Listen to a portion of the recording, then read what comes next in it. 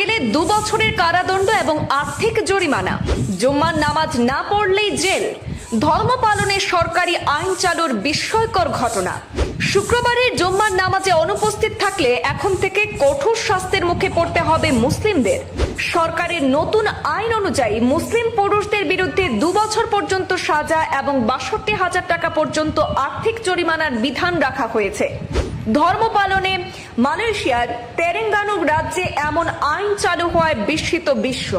অকারণে জুম্মার নামাজ ছেড়ে দিলে মুসলিম পুরুষদের জন্য সর্বোচ্চ 2 বছরের কারাদণ্ড বা আর্থিক জরিমানার ঘোষণা দিয়েছে মালয়েশিয়ার তেরেঙ্গানু রাজ্য সরকার। রাজ্যটি বর্তমানে শাসন করছে দেশটির রক্ষণশীল প্যান মালয়েশিয়ান ইসলামিক পার্টি অর্থাৎ পাস। গত সোমবার রাজ্য কর্তৃপক্ষ জানিয়েছে শরিয়া ফৌজদারি অপরাধ তাকজির আইন অনুযায়ী নিয়ম ভঙ্গকারীদের সর্বোচ্চ 3,000 রিঙ্গিত অর্থাৎ ভারতীয় টাকায় প্রায় 62,000 টাকা আর্থিক জরিমানা কিংবা সর্বোচ্চ 2 বছরের কারাদণ্ড অথবা উভয় শাস্তি দেওয়া হতে পারে। তেরেঙ্গানু রাজ্য নির্বাহী কাউন্সিলের সদস্য মোহাম্মদ খালিল আব্দুল হাদি সতর্ক করে বলে দিয়েছেন যে এমনকি একবার জুম্মার নামাজে অনুপস্থিত থাকলেও তা আইন অনুযায়ী শাস্তিযোগ্য কাজ হিসেবেই গণ্য হবে। প্রসঙ্গত, এর আগে টানা 3 সপ্তাহ জুম্মার নামাজে অনুপস্থিত থাকলে শাস্তির বিধান ছিল। তিনি আরো বলেন, একটি বিষয় মনে করিয়ে দেওয়া খুবই গুরুত্বপূর্ণ যে জুম্মার নামাজ শুধু ধর্মীয় প্রতীক নয় বরং মুসলমানদের আনুগত্যের প্রকাশ। তাই শাস্তি দেওয়া হবে একেবারে শেষ উপায় হিসাবে, যখন কেউ বারবার এই বিষয়টি উপেক্ষা করবে।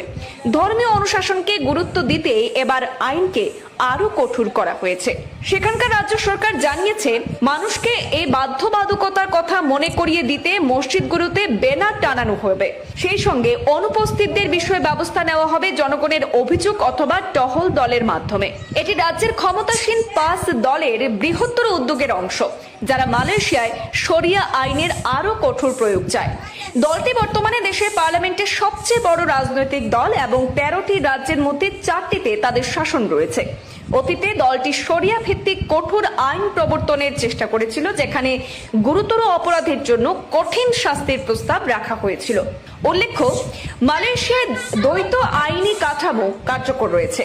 মুসলিমদের ব্যক্তিগত এবং পারিবারিক বিষয়ে প্রযোজ্য শরিয়া আইন, পাশাপাশি সবার জন্য সিভিল আইনও বিদ্যমান।